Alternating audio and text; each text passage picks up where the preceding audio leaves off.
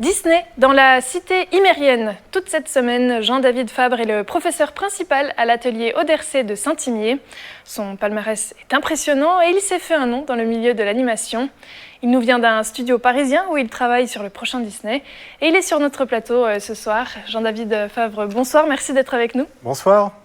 Alors, pour donner quelques exemples, vous avez notamment travaillé sur les films d'animation Moi moche et méchant, Lapin crétin ou encore Lorax. C'est un beau CV. Comment vous êtes arrivé jusque-là? Alors, j'ai pas travaillé sur Moi moche et méchant, mais dans le studio où on a fait ce film-là. Mais effectivement, j'ai bossé sur des films juste après, notamment le Lorax. Mais bon, en fait, à Paris, j'ai travaillé dans quand même pas mal de studios maintenant. C'est vrai. Lesquels, par exemple? Alors, deux têtes. J'ai dû travailler à Ubisoft. J'ai dû travailler à, effectivement, Illumination MacGuff, qui est le studio qu'on était en train de parler là. Et puis La Chouette Compagnie, et puis le studio Fortige Productions, qui est un gros studio qu'on connaît bien pour la série Arcane. Et puis moi, je bossais pas du tout sur Arcane, voilà. Donc vous travaillez aussi sur des jeux vidéo? Non, c'est que du cinéma d'animation, effectivement. Mais il y a des studios qui font aussi du cinéma d'animation, même dans les studios de jeux vidéo.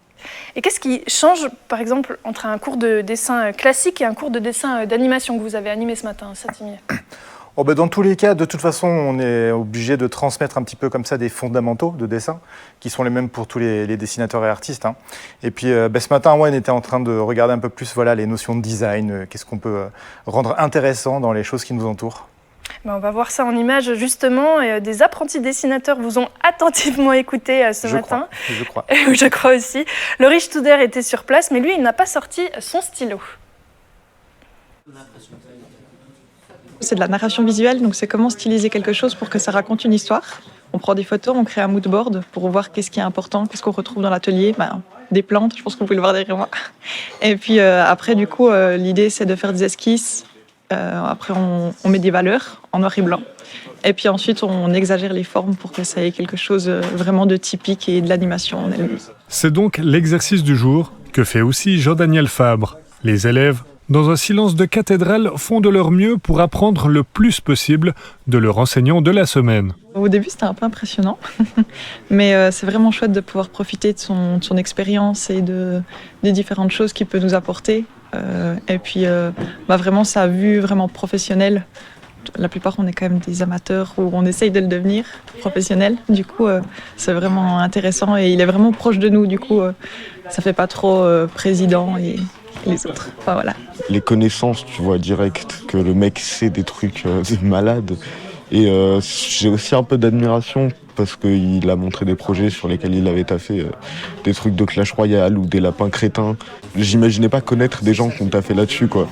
Pour le maître des lieux, Alain Audercet, lui-même dessinateur, il est important d'avoir des enseignements de qualité, notamment pour changer les esprits. Il y a un désir de changer le monde audiovisuel tel qu'il est aujourd'hui, on veut le changer.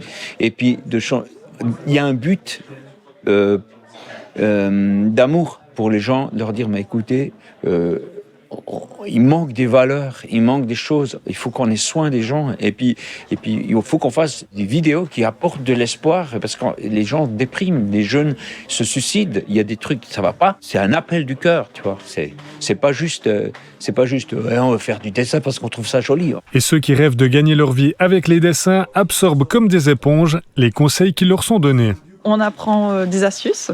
C'est vraiment très important pour aller plus vite et pour améliorer ses dessins. On a aussi du coup son retour, ses conseils et puis son œil avisé d'expert. Quand c'est un pro, t'as envie de l'écouter et t'appliques son conseil à la lettre. Puis ça se voit là juste aujourd'hui. Les progrès que j'ai faits, ils sont déjà énormes. Jean-David Fabre, qu'est-ce que ça vous fait d'entendre ça? C'est réjouissant. J'ai envie de vous dire que ça fait toujours du bien de transmettre, c'est quelque chose que je fais depuis longtemps.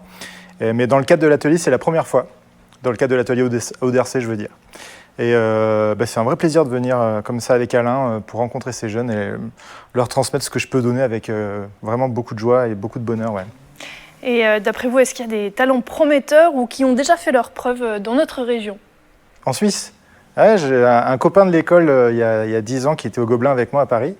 Et qui venait de la région autour du lac, là, ouais, effectivement. De chez nous. Ouais, de chez vous. Vous le dites, vous êtes passé par l'école des Gobelins à Paris, c'est un peu la référence mondiale en animation et en jeux vidéo, mais c'est pas forcément accessible à tous. Comment on peut s'y prendre pour faire carrière dans le milieu, quand on ne peut pas forcément passer par ces écoles ou quand on vient de l'arc jurassien, par exemple? Bah, comme on a tous fait, parce que moi je viens aussi du fin fond de la campagne française, et puis il y en a beaucoup qui viennent comme ça des montagnes.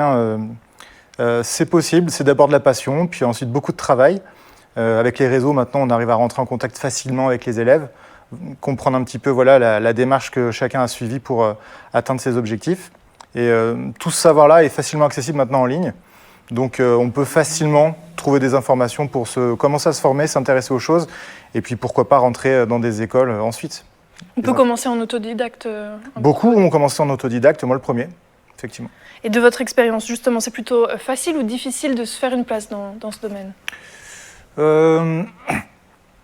C'est une question qui est vaste, ça, effectivement, mais se faire une place maintenant, avec le nombre de formations qu'il existe en France, je viens de France, donc je ne connais pas trop ensuite en Suisse, je crois qu'il n'y en a pas trop en Suisse, d'ailleurs. Shame. On est un peu en retard. Il y a énormément de formations, donc maintenant, c'est quand même assez facile de rentrer dans le milieu, effectivement. Au moment où j'ai commencé, moi, il n'y avait pas énormément d'écoles, il y avait peut-être 4-5 écoles, quoi. Jean-David Fabre, merci beaucoup Le plaisir est pour moi. À nos questions, et puis on vous souhaite bonne continuation pour cette Merci fin de beaucoup. semaine Merci d'atelier beaucoup. ODRC. Merci beaucoup, bonne continuation aussi. Merci.